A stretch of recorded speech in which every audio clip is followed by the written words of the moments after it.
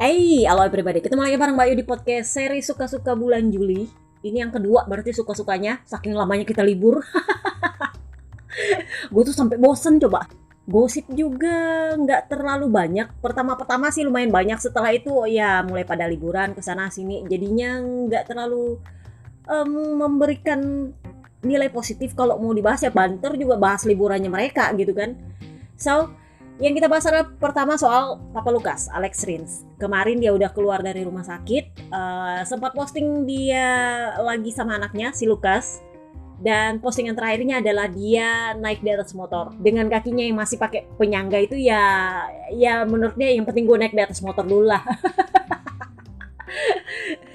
Jadi so far belum ada konfirmasi bahwa dia bakal ke Yamaha. Jadi gosip sepoi-sepoinya adalah memang dia udah tanda tangan. Tetapi negonya ke Honda itu ternyata lebih berat dari dugaan. Oke, jadi ceritanya dia udah tanda tangan tapi belum konfirmasi ke Honda. Sepertinya sih begitu. Jadinya gosipnya Honda minta penalti. Ya nggak mahal juga sih, nggak semahal Mir sama Tuan Putri karena memang gajinya lebih rendah dari mereka berdua. Cuman ya lumayan juga. Ekspektasinya Rins itu adalah awalnya nggak kena penalti. Itulah kenapa manajernya asal-asal aja ketuk pintunya Yamaha ketika Rins masih di rumah sakit operasi kedua. Jadi memang klausul kontraknya itu adalah 2 tahun dengan opsi perpanjangan. Jadi 1 tahun itu ada opsi perpanjangan. Jadi dia ini kan dikontrak oleh Honda pabrikan. Dia ditaruh di LCR. Nah, dia boleh meninggalkan LCR timnya asal ada tawaran dari tim pabrikan. Jadi ekspektasinya manajernya Rins ini adalah tawaran dari tim pabrikan manapun. Jadi Yamaha kan ceritanya dia pindah ke tim pabrikan Yamaha nih. Jadi logikanya kalau mau pakai persepsinya mereka, oh berarti semestinya bisa. Oke, dia bisa keluar dari LCR. Tetapi ternyata gosipnya Honda tetap minta penalti. Kenapa? Karena menurutnya Honda, tim pabrikan yang dimaksud itu adalah tim pabrikan Honda. Jadi kalau lu mendapat tawaran dari tim pabrikannya Honda, ya lu bisa pindah dari LCR ke tim pabrikan Honda. Sepertinya memang Honda sudah jaga-jaga, salah satunya Mir atau Marc Marquez nggak bisa lanjut ke tahun depan. Dan juga karena memang kan sejak awal Rins itu mintanya masuk ke tim pabrikan, tapi Puig menjanjikan dalam tanda kutip bahwa oke, lu masuk di LCR dulu. Antar kalau ada promosi atau ada tawaran dari tim pabrikan Honda, ya lu bisa naik. Jadi nggak ada penalti. Tapi itu berbeda kalau tim pabrikannya adalah pabrikan lain. Nah itu yang diminta sama Honda. Lu boleh pindah ke Yamaha tapi bayar penalti. Nah ini yang pusing gosipnya. Itu Papi Prilin Jarvis tuh sampai turun tangan buat negoin ke Honda. So far nggak ada jawaban pasti soal apakah Honda mau atau enggak. Karena gue nggak yakin Honda akan kasih. Jadi kalau lo mau pergi, lo tetap penalti. Marc Marquez aja kena penalti coba. Karena memang kontraknya itu 2 tahun, opsi perpanjangan. Yang berhak mengajukan opsi perpanjangan adalah siapa? Honda. Kenapa? Karena dia yang memberikan kontrak 2 tahun itu. Jadi kalau dia mau pindah dari LCR, ya bisa asal ada tawaran dari tim pabrikan. Maksudnya adalah tim pabrikan Honda, ya lu nggak dapat penalti. Tapi kalau itu adalah tim pabrikan lain, oh sorry Dori, nggak bisa segampang itu pak. Lu kan kontraknya 2 tahun. Jadi opsi perpanjangan itu maksudnya dia dibayar dalam bentuk 1 tahun 1 tahun, ngerti nggak? Jadi tahun depan dia belum dapat gajinya, meskipun dia dikontrak 2 tahun. Ngerti kan maksudnya opsi perpanjangan? Jadi beda dengan rider yang dikontrak langsung 2 tahun, itu dibayar di depan gajinya 2 tahun. Sama seperti Marc Marquez, 4 tahun kontraknya dibayar di depan gajinya 4 tahun, begitu dia minta keluar dari Honda, meninggalkan kontraknya 1 tahun, ya kena penalti. Nah ini yang menjadi polemik di Papa Lukas. Karena dia kan belum dapat gaji dia tahun depan, kok kena penalti? Ya menurut gue itu sih caranya Honda supaya dia nggak keluar dari Honda. Ngerti nggak? Karena sama Marc Marquez sendiri belum pasti, Mir sendiri juga gosipnya malah dia yang duluan minta keluar. Lebih duluan dari Papa Lukas malah gosipnya dia minta keluar, karena saking gak tahannya dia sama Honda. Jadi memang harapannya Honda sebenarnya adalah Papa Lukas ini menjadi skenario cadangan, plan B-nya mereka kalau salah satu dari rider utama mereka di tim pabrikan itu hengkang. Karena mereka sepertinya sudah ekspektasi Marc Marquez bakal ada apa-apanya lah. Kan gue udah bilang ini ada kemungkinan dia pensiun tahun ini. Kita nggak akan tahu apakah dia akan membalap tahun depan apa enggak. Dan sepertinya Honda juga seperti itu. Jadi begitu Papa Lukas sudah tanda tangan sama Yamaha, Honda otomatis pasang badan. Oh, nggak bisa segampang itu bro. Lu bayar penalti dulu. Kenapa? Karena lu kan kontraknya 2 tahun. 1 tahun opsi perpanjangan. Lu bisa memilih keluar dari LCR asal ada tawaran dari tim pabrikan, tapi itu maksudnya pabrikan Honda. Kalau ke tim pabrikan lain, itu lain cerita. Lu bayar. Kenapa? Karena lu sudah kita kontrak 2 tahun kakak. Jadi klausul itu adalah klausul untuk internal tim pabrikan.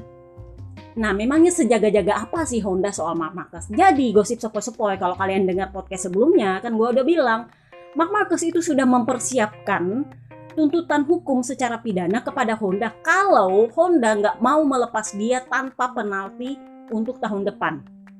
Kok bisa? Kan dia bilang dia nggak mau kemana-mana. Gosip sepoi-sepoinya adalah memang itu adalah bicara dia sebelum Asen dimulai. Tetapi begitu dia mundur dari Asen, pikirannya itu berubah. Jadi dia berpikir bahwa kalau setelah Silverstone, paling enggak sampai di Misano, karena ada tes Misano. Kalau sampai di Misano, tes Misano, itu ternyata motornya masih bobrok juga, dia minta keluar. Dan dia nggak mau kena penalti. Karena kan potensi penaltinya itu adalah 20 juta euro, dan itu lumayan banyak. Lu kira duit loh itu. Itu kan karena sudah dibayar di depan gaji dia. Masih ingat waktu dia cedera kemarin kan gue udah bilang si Honda ini apakah nggak berpikir untuk minta pengembalian gaji karena ridernya lebih banyak di rumah daripada balapan. 25 juta euro loh per tahun, dibayar 4 tahun sekaligus. Katanya sih dulu si Marc Marquez bilang minta dipotong gaji, tapi Honda nggak mau. Nah sekarang Honda minta penalti, ya masuk di akal juga karena kan lu nggak membalap tahun depan. Jadi ya logikanya kalau lu sakit-sakitan, ya kita nggak potong gaji. Tapi kalau lu nggak balapan, itu lain cerita. Lu putus kontrak, lain cerita. Jadi kemarin itu papanya Remy Gardner, Wayne Gardner, kalian masih ingat? Remy Gardner, yang ridernya Tech 3 tahun lalu, sekarang dia membalap di OSBK untuk Yamaha. Itu bilangnya kayak gini, kesalahan Yamaha itu adalah punya test rider yang salah, nggak bagus. Gua tuh bingung maksudnya apa, Stefan Bradl buruk gitu. Tapi sepertinya yang dia maksud itu adalah acuan. Jadi meskipun Stefan Bradl berusaha seperti apapun, kalau Tuan Putri Marc Marquez nggak suka ya nggak suka. Jadi dia bilang karena test ridernya kurang bagus, jadinya Marc Marquez harus menguji sendiri motornya. Jadi kalau dia crash ya crash, kalau dia cedera ya cedera. Karena selama ini dia itu cedera, balik lagi ke motor, cedera lagi, balik lagi ke motor, dia cedera lagi. Yang dia bisa lakukan adalah gimana caranya dia tetap mempush dengan kondisi motornya itu. Kenapa? Karena memang dia harus pakai motor yang versi dia. Kalau nggak sesuai dengan versi dia ya tetap dia mempush. Jadi dia bilang saran saya untuk Marc Marquez adalah dia sebaiknya pensiun selagi masih bisa. Gue tuh agak bingung. Maksudnya selagi masih bisa itu apa? Sepertinya dia merasa bahwa ini kalau dipaksa terus kondisinya, dia bakal satu sore itu saya cacat, atau kedua sore itu saya koit. Jadi dia bilang, saya bukannya nggak suka sama Marc Marquez, saya itu fansnya Marc Marquez. Dan justru karena itu saya bilang mending dia pensiun daripada dia memaksa kondisi motor yang seperti itu, ujungnya dia cedera lagi. Sampai kapan badannya bisa menahan semua cederanya dia? Jadi ya menurut gue masuk akal juga, cuman ini kemungkinannya ABR bakal marah lagi. Kenapa? Karena selama ini ABR dan DPRD tingkat pusat itu sudah sabar banget nungguin dia cedera dari 2020. Sisa satu lagi Jordan untuk bisa menyamai rekornya ayang bebek Valentino Rossi. Dan itu kalau nggak lewat, itu sama dengan dia itu bukan apa-apa. Mau hore-hore model apa, Valentino Rossi nggak tersingkirkan. Nah, kalau dia bisa Jordan tanpa konsesi sekali lagi setelah dia cedera panjang, itu peluang dia sebagai ikan hiu itu akan lebih bagus. Tapi kalau pakai konsesi menurut gue lain cerita. Jadi ya seperti itulah. Karena memang DPRD tingkat pusat itu kentara banget, sangat melindungi dia. Merubah aturan itu memang semua demi dia. Kalian masih ingat ketika rider baru itu mestinya masuknya melalui satelit, aturan dirubah hanya untuk dia. Jadi dia bisa langsung ke pabrikan Honda. Nah sekarang giliran dia memburuk, kondisi dia nggak bagus, DPRD tingkat pusat mengusahakan gimana caranya merubah aturan konsesi. Tapi menurut gua aturan ini akan membuat kalau misalnya dia jurdun, itu akan mengecilkan posisi dia sebagai ikan hiu. Nah, rider pensiun artis sempat ditanya waktu ada acara di Misano. Jadi Jorge Lorenzo bilang gini, ya Marc Marquez itu tetap ada kemungkinan untuk bisa menang lagi. Tapi kalau motornya bagus, menang loh ya. Belum tentu jurdun. Nah, masalahnya yang dikejar adalah jurdunnya. Jadi, ya kita lihatlah nanti. Apakah dia akan setuju Honda bakal masuk konsesi atau enggak. Karena ini adalah soal harga diri seorang Tuan Putri jurdun rakor. Jadi gosip sepo-seponya kalau sampai di tes Misano dia masih nggak mendapati bahwa mesin Honda tahun depan itu lumayan memberikan titik terang. Apalagi kalau dia sampai cedera lagi. Gua ulang, kalau sampai dia cedera lagi, itu dia memutuskan untuk keluar. Meskipun itu artinya dia harus cuti balapan 1 tahun. Ala-ala Kaisar Honda United, masih ingat di Ducati. Karena dia nggak dapat seat di mana-mana, akhirnya dia cuti balapan 1 tahun. Tahun berikutnya dia balapan untuk Petronas. Masih ingat? Jadi seperti itu skenarionya. Jadi dia akan cuti balapan selama 1 tahun, memperbaiki fisiknya dan segala macam termasuk mentalnya, karena gosip sepoi-sepoinya dia mengalami depresi. Sorry ya BR, tapi itu gosip sepoi-sepoinya dia agak. Jadi waktu cuti 1 tahun balapan itu dia pakai untuk memperbaiki kondisi fisik dan mentalnya. Sebelum tahun berikutnya dia pindah ke KTM atas bantuan Red Bull sebagai sponsor utama dia. Nah, menurut gua itulah alasan kenapa Honda itu enggan melepas Papa Lucas sampai minta penalti. Karena mereka perlu cadangan plan B nih untuk in case Marc Marquez pergi. Kalau nggak jadi pergi berarti Papa Lucas tetap di LCR. Karena 2025 itu hampir dipastikan Marc Marquez bakal hengkang dari Honda. Itulah saatnya Papa Lucas naik ke tim pabrikan. Kurang lebihnya sih seperti itu. Ya kalau Papi Peripuik setuju. Dan gua rasa kalaupun Papi Peripuik nggak setuju, Honda bakal maksa. Sudah gua bilang di podcast tahun lalu, kalau nggak salah gua udah bilang, sebenarnya Papi Peripuik ini dalam radarnya Honda untuk didepak. Tapi karena Tuan Putri Marc Marquez itu sangat menyayangi Papi Peri ini, itulah kenapa Puig tetap bertahan di Honda. Dan Honda juga bukan nggak tahu perlakuan Papi Peripuik ke Alex Rins. Jadi memang kan Papa Lucas sempat komplain kemarin soal dia nggak dapat perlakuan yang baik dari Honda. Karena Puig sudah menjanjikan ke dia bahwa dia akan mendapat support dari pabrikan. Tetapi nyatanya kan enggak. Gara-gara di Austin dia sempat bilang dia merasa dipaksa memakai part yang sebenarnya dia nggak mau waktu balapan. Akhirnya setelah tes di Jerez kemarin, dia nggak dapat sama sekali itu sasis Kalex. Nggak dapat. Even ketika Marc Marquez memutuskan absen dari balapan, nggak dapat, nggak dikasih untuk menguji sama sekali. Jadi dia nggak pernah sama sekali merasakan itu sasis Kalex. Bahkan itu sasis Kalex kan sekarang sudah 2 versi, nggak dapat tetap. Jadi memang Papa Lucas ada alasan kuat untuk pindah dari LCR. Tetapi Honda jelas nggak mau lepas dia, apalagi untuk pabrikan lain. Jadi wajar mereka minta penalti. Ya menurut gua sih ya lu harus bayar penalti. Mungkin akan sedikit lebih kecil, nggak sebanyak awalnya, karena Papi Peri Lin Jarvis mungkin sudah negoin segala macam, atau mungkin Yamaha bayarin sebagian kayak kasusnya Raul Fernandez. Tapi ada kemungkinan bahwa Honda itu akan memperbaharui janji mereka dalam hal support dan segala macam. Sepertinya Puig kembali dalam radarnya petinggi Jepang kalau menurut gua ya. Karena Papa Lucas itu memang beberapa kali menyatakan bahwa dia sedikit nggak puas dengan cara Puig memperlakukan dia. Jadi kalian bisa lihat waktu dia menang di Austin tuh dia sampai bilang, "Hey Puig, lu lihat nggak gue menang?" Itu yang pertama. Yang kedua, waktu di Jerez kalau nggak salah dia itu bilang, "Saya ini butuh support itu dari Puig." Kalau Puig bilang kasih itu part sama Rins, pasti turun itu part. Nggak bisa Ken Kawauchi yang memutuskan, harus Puig yang memutuskan. Nah sampai detik ini, Puig itu nggak kasih izin dia pakai itu sasis Kalex. Ya bukan untuk pakai balapan, ya paling nggak diuji dulu lah ya.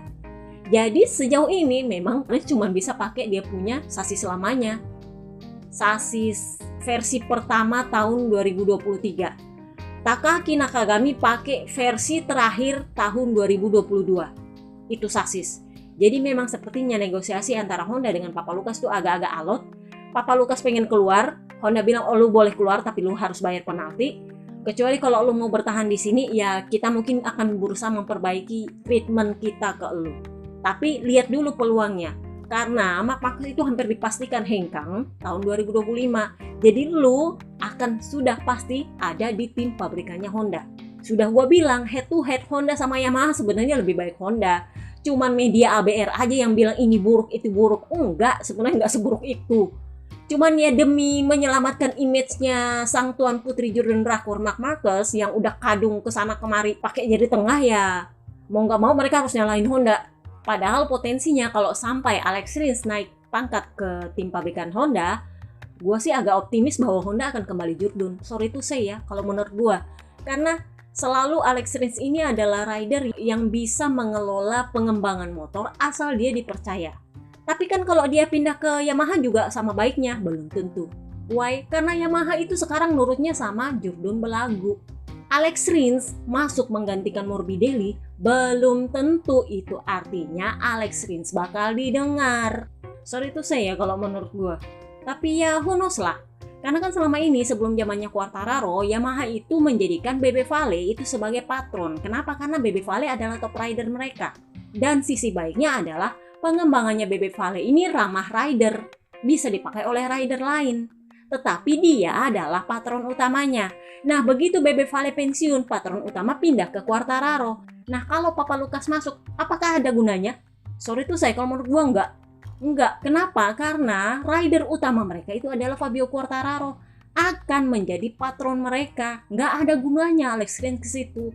Mungkin akan ada masukan sedikit-sedikit, bisa. Tapi belum tentu akan didengar. Kenapa? Karena Alex Rins punya mau sama Fabio Quartararo punya mau, menurut gue beda jauh. Riding style-nya mereka itu beda jauh.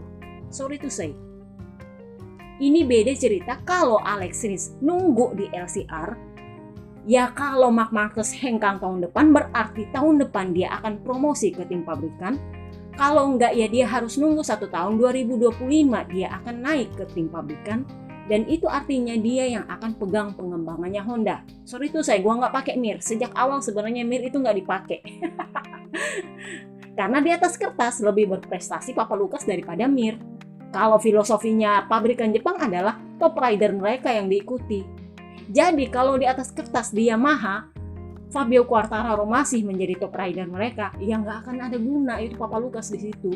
Kenapa? Karena kalian lihat aja. Perlakuannya mereka ke Morbidelli itu beda sama ke Quartararo. Sasis yang sudah dipakai Quartararo baru dipakaikan ke Morbidelli. Ya akan sama perlakuannya ke Alex Rins, nggak ada beda. Tapi ya karena gosipnya udah terlanjur tanda tangan sama Yamaha, ya mau nggak mau ya harus bayar penalti. Udah kadung tanda tangan sama Yamaha, nggak bisa dibatalin. Kecuali ada pengumuman sama-sama memutuskan oke, kita drop ini kontrak yang sudah ditandatangan karena lebih baik untuk kedua belah pihak, ya baru diumumkan batal. Tapi memang Morbidelli terkonfirmasi nggak akan diperpanjang di Yamaha MotoGP. Nah inilah yang membuat Morbidelli menjalankan plan B dan plan C dia. Jadi plan B-nya adalah dia masuk di Gresini atas kontrak langsung dari Ducati. Dan kalau sudah pakai kontrak langsung dari Ducati ya Gresini nggak bisa apa-apa. Kenapa?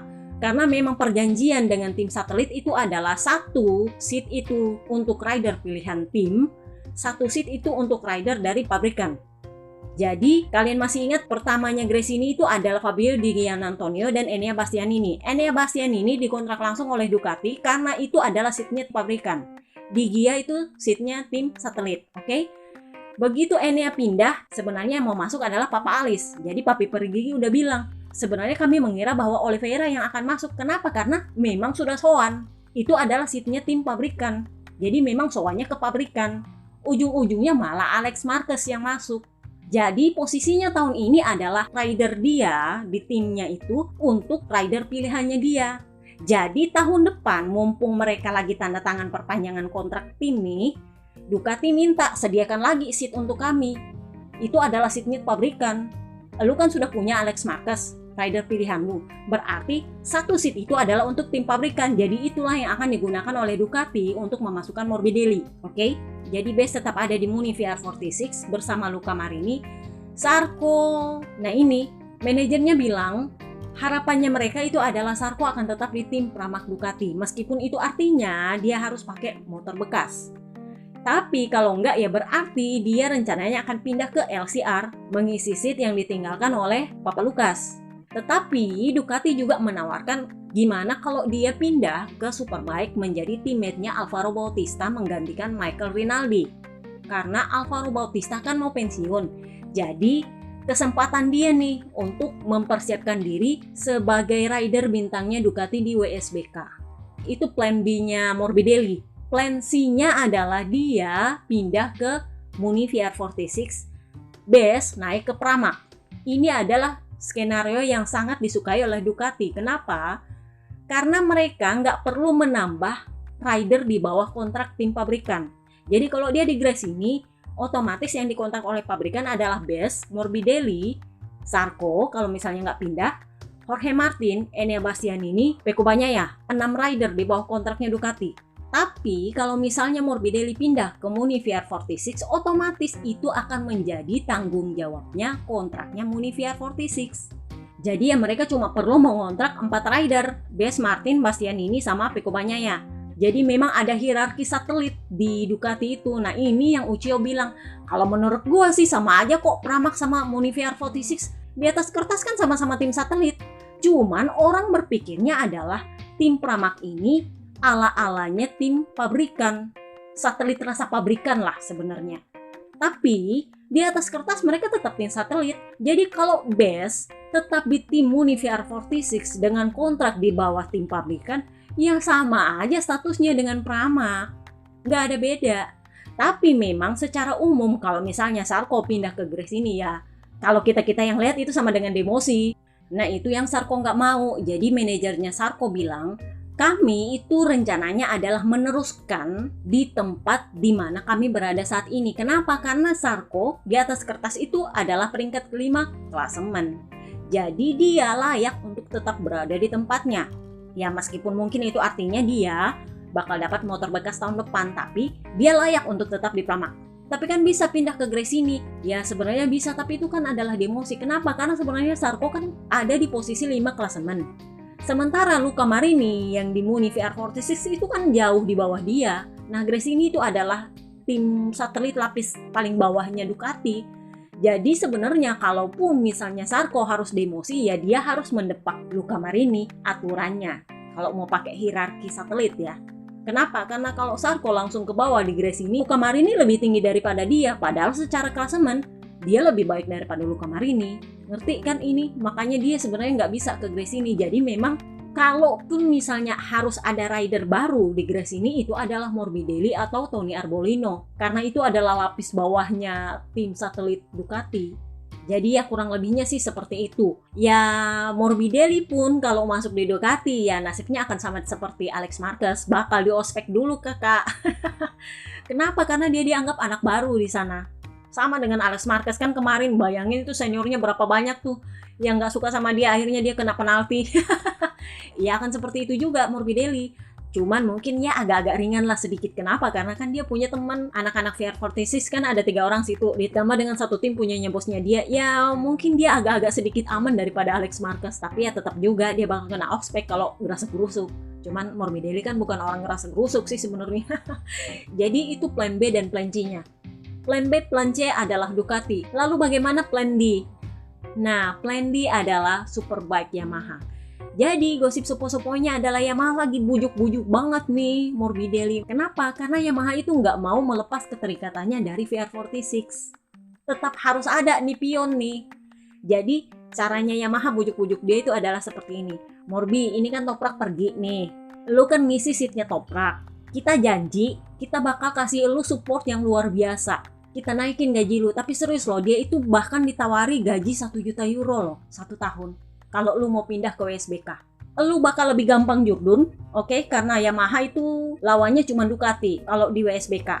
Ini beda dengan kalau lu bertahan di MotoGP. Kalaupun lu pindah ke Ducati, lu bakal jadi junior lagi di Ducati. Lu harus adaptasi lagi. Lu belum tentu bisa Jurdun. Lu bakal jadi ya rider ecek-ecek lah. Kalau lu tetap bertahan di MotoGP. Beda cerita kalau lu pindah ke WSBK, isi seatnya Toprak, udah naik gaji, lu punya peluang Jurdun lebih gede. Kan si Alvaro Bautista bakal pensiun tuh setelah tahun depan, lalu lu akan punya peluang untuk Jurdun. Dan lu akan dikontrak nggak cuma setahun, bakal berapa tahun, paling nggak 2 tahun dia dikontrak di WSBK dengan gaji minimal 1 juta euro per tahun. Menggiurkan banget kan? Jadi gosip sopo-soponya Morbidelli mulai tergoda nih, gue dapat banyak gaji ini di WSBK. Bener nggak sih? Peluang jurnalnya juga gede. Nah ini yang lagi ditimbang-timbang kemarin diobrolin sama Bebe Vale katanya. Jadi Bebe Vale bilang, ya lu pikir aja dulu gimana potensi lu, karena lu yang tahu kemampuan lu.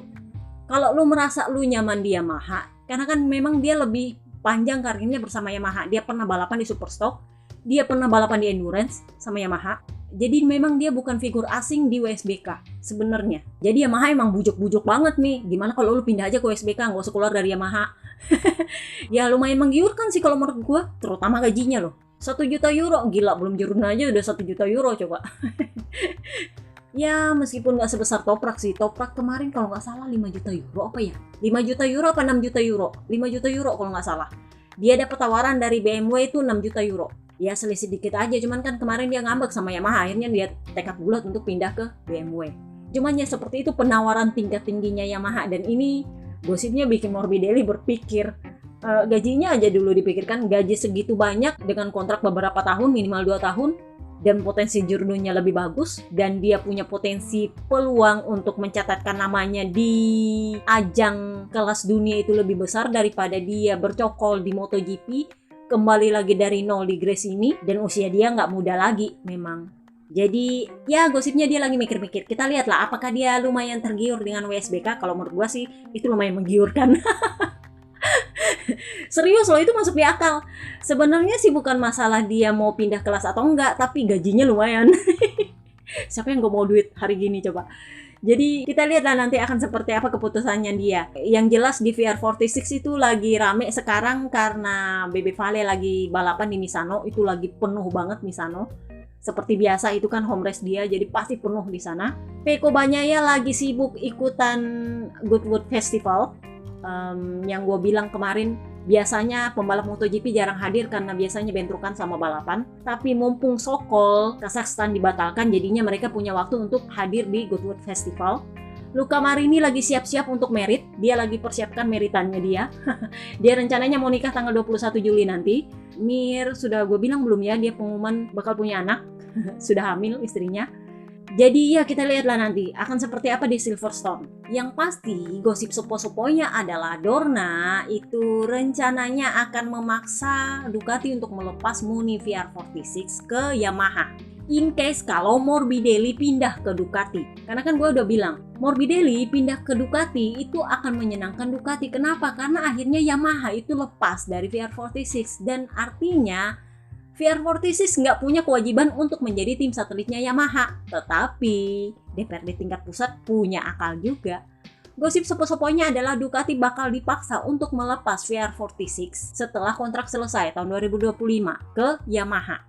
Nah ini yang Uchiho merasa, ya kita lihat-lihat dulu lah. Yang pasti kita utamakan motornya seperti apa. Tapi gosip sepo-seponya mereka akan dipaksa pindah ke Yamaha. Ada atau nggak ada Morbidelli. Nah ini yang Herr Poncharal, ketua IRTA itu ikut bereaksi. Kenapa? Karena kan dia yang punya tim Tech 3. Tim Tech 3 ini lama di Yamaha bercokol sebelum akhirnya mereka memutuskan pindah ke KTM. Gara-gara kasusnya Sarko kemarin. Jadi kasusnya Sarko kemarin itu adalah karena Herr Poncharal itu minta motor pabrikan untuk Sarko dari Yamaha. Tapi Yamaha nggak kasih. Yamaha gagal untuk kasih motor bekas. Nah itulah kenapa akhirnya Poncharal itu memindahkan tim dia ke KTM. Kenapa? Karena Sarko dapat motor pabrikan di tim pabrikan. Karena dia sayang banget sama Sarko kemarin. Jadi Poncharal bilang, saya ini udah 20 tahun bekerja sama dengan Yamaha. Dan saya memutuskan pindah ke KTM itu karena saya menyukai cara komunikasi dari Stefan Pierer, Pete Bearer. Saya menyukai cara mereka memberi dukungan ke tim satelit. Dan itulah kenapa saya memaklumi bahwa Muni VR46 itu bergabung dengan Ducati. Jadi saya lebih menyukai ini sistemnya pasar bebas. Karena kemarin kan Gresini itu sebenarnya maunya ke Aprilia. Tetapi akhirnya memutuskan ke Ducati karena pertimbangan ekonomi dan support. Kan gue bilang kemarin, sebenarnya penawaran dari Aprilia untuk Gresini itu lumayan bagus kalau menurut gue. Tetapi Gresini lebih percaya pada kondisi motornya Ducati. Oke, karena memang waktu itu Aprilia juga menawarkan motornya motor bekas. Ya kalau mau cari motor bekas, Ducati sama Aprilia motor bekas head to head ya lebih bagus Ducati, makanya mereka pindah ke Ducati. Meskipun sedikit agak lebih mahal harganya, dapat subsidi jadinya kan.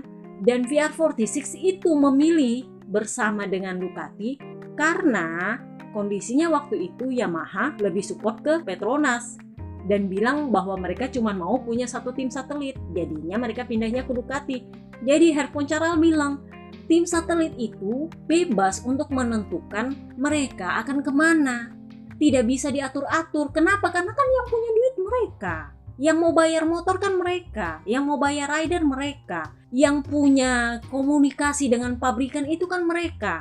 Kalau mereka nggak percaya sama pabrikannya, ya nggak bisa dipaksa ke situ. Karena saya juga sudah merasakan. Saya di Yamaha 20 tahun, ujungnya tuh saya tetap pindah ke KTM dan sampai saat ini saya puas di KTM. Iya dia, kita lihat lagi nanti akan seperti apa. Yang pasti, Carlos Ezpeleta itu dalam pernyataan terbarunya bilang bahwa dia itu kalau bahasa Inggrisnya adalah worried to sick. Apa sih? Sangat ketakutan kalau para pabrikan Jepang ini hengkang dari MotoGP. Ya kalau menurut gue sih itu ketakutan yang berlebihan. Jadi menurutnya kalau Ezpeleta itu begini, saya itu mengusahakan perubahan konsesi itu karena saya takut sekali pabrikan Jepang ini akan hengkang dari MotoGP. Kenapa? Karena ada kemungkinan para top rider mereka ini memutuskan untuk meninggalkan pabrikan mereka. Saya nggak mau lagi naik motor ini jelek banget. Jadi itulah kenapa saya sangat mengusahakan konsesi ini. Intinya adalah dia takut Marc Marquez meninggalkan Honda. Kalau menurut gue ya, ini intinya adalah si Tuan Putri soalnya. Dia nggak akan hitung Quartararo, sorry to say. Itu cuma faktor penyerta kalau menurut gue. Jadi dia bilang, saya takut para pabrikan Jepang ini keluar dari MotoGP karena para top rider mereka itu memutuskan meninggalkan mereka saking buruknya itu motor. Padahal top rider ini sangat diperlukan untuk pemasarannya mereka. Tapi kalau menurut gue sih itu bukan perkara pemasaran atau apa. Kenapa? Karena Honda sendiri juga kan pabrikan yang gede, duitnya itu berlimpah ruah. Ya beda cerita kalau Yamaha kita bahas ya. Tapi kalau Honda itu berlimpah ruah. Cuman ya kembali lagi ketakutan dia adalah Tuan Putrinya yang bakal hengkang. Itulah kenapa dia memaksakan konsesi dirubah untuk tahun depan. Jadi memang aturan awalnya adalah sebuah pabrikan bisa masuk konsesi kalau tidak ada podium sama sekali selama 1 tahun. Jadi kalau pakai aturan itu otomatis Honda sama sekali nggak mungkin. Yamaha juga nggak mungkin karena Yamaha kan ada podium 3 di Austin. Oke? Lalu Honda kan menang di Austin. Jadi memang logikanya ya nggak mungkin mereka dapat konsesi paling nggak tahun 2024 nggak mungkin. Kecuali mungkin 2025 kalau tahun 2024 mereka sama sekali nggak podium kalau mau pakai aturan lama. Jadi Carlos Ezpeleta bilang gini, si wakil ketua DPRD tingkat pusat ini. Logikanya sekarang adalah para pabrikan ini sangat bersaing ketat.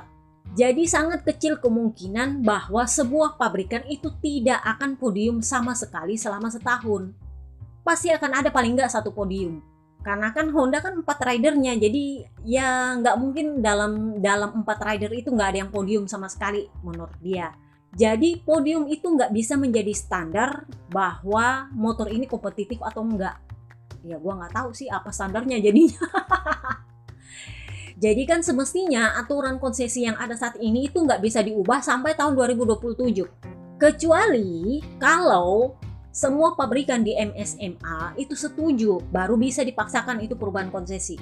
Itulah kenapa Carlos Ezpeleta itu sibuk melobi para pabrikan. Karena harus sepakat semua ini pabrikan. Nah masalahnya adalah Ducati nggak mau.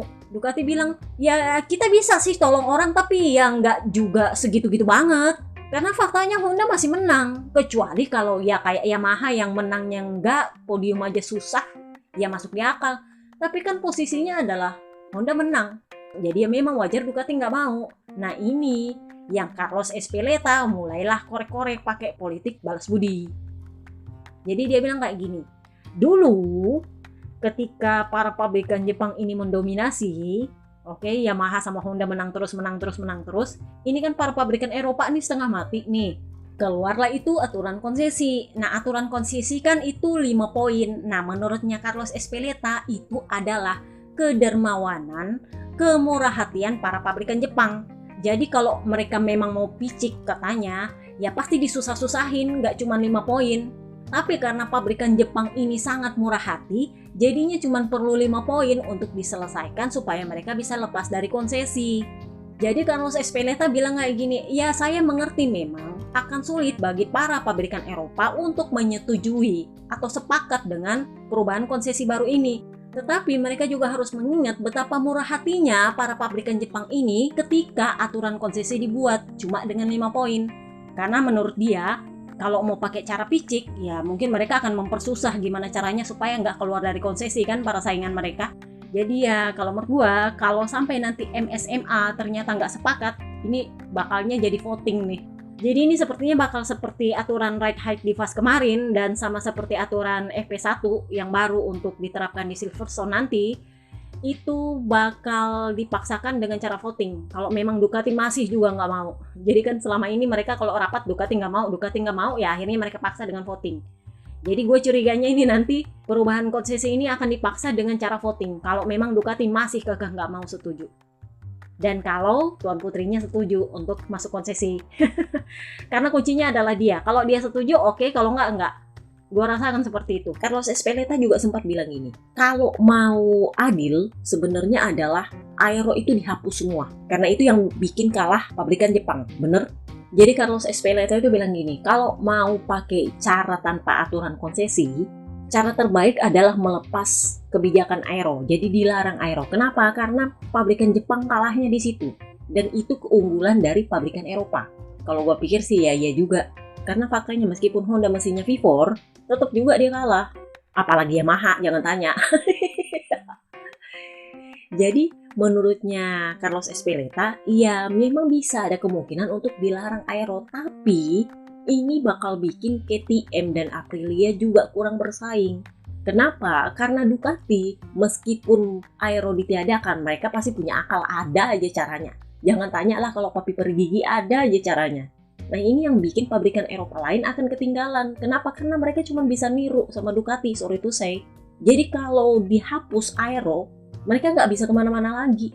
Mereka cuma bisa mengharap Ducati kira-kira bakal bikin apa, itu yang mereka tiru. Apalagi pabrikan Honda. Jadi menurut Carlos Ezpeleta, konsesi adalah cara satu-satunya untuk menyelamatkan pabrikan Jepang. Karena kalau dilarang aero, mau nggak mau Aprilia sama KTM ikut keteteran. Jadinya malah Ducati sendirian di situ, nggak ada saingan. Seperti itu menurutnya Carlos Ezpeleta. Nah jadi seperti itu aja gosip kita. Gosip lainnya banter, Pol Espargaro. Setelah kemarin dia sempat latihan MX di sirkuit mana ya, gue lupa. Aragon apa ya? Nah kemarin itu dia kedapatan latihan di atas motor KTM di sirkuit Catalunya kalau nggak salah. Dan itu lumayan bagus. Ya ini sepertinya dia berusaha untuk mempertahankan seat dia. Karena gosip sepo-seponya, plan A-nya KTM itu adalah bikin tim satelit baru. Itu otomatis jatuh karena Dorna menolak. Plan B-nya adalah menyingkirkan Pol Espargaro. Jadi kan gue udah bilang di podcast kemarin akan ada perubahan klausul kontrak untuk targetnya dia.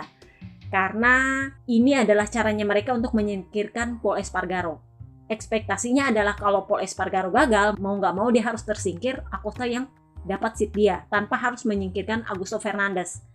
Jadi Pol Espargaro akan ditawarkan posisi test rider menggantikan Mika Kallio yang emang udah tua. Udah tua dan beberapa kali ada cedera sih kalau nggak salah. Jadi memang dibuat sewajar mungkin. Nah masalahnya adalah sepertinya Pol Espargaro lumayan berusaha untuk mempertahankan seat dia untuk memenuhi target baru yang ditetapkan KTM. Itu plan B. Plan C, nah ini dia. Plan C-nya adalah mau nggak mau mendepak Augusto Fernandes. Nah ini nih masalahnya. Gua nggak tahu ini masalahnya bisa atau enggak nih. Tapi sepertinya KTM berpegang pada plan B dulu. Oke, itu aja gosip kita sejauh ini. See you next time guys. Bye-bye.